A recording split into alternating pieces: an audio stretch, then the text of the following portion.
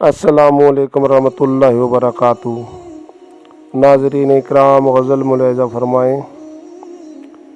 अच्छाई का रास्ता कब ढूंढते हैं, पर बुराई का सबब ढूंढते हैं।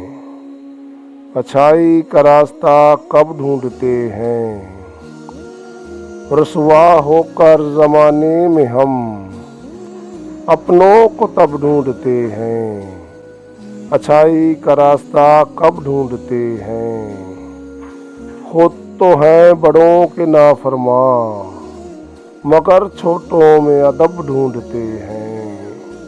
अच्छाई का रास्ता कब ढूंढते हैं, अल्फाज निकलें और तासीर बन जाएं, ऐसी ज़बां और लब ढूंढते हैं।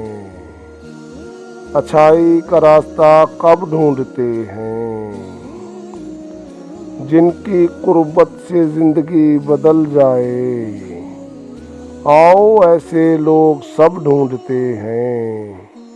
अच्छाई का रास्ता कब ढूंढते हैं, ज़िंदगी की तलाश में ज़िंदगी गंवा दी बेजार, पर ज़िंदगी को अब ढूंढते हैं।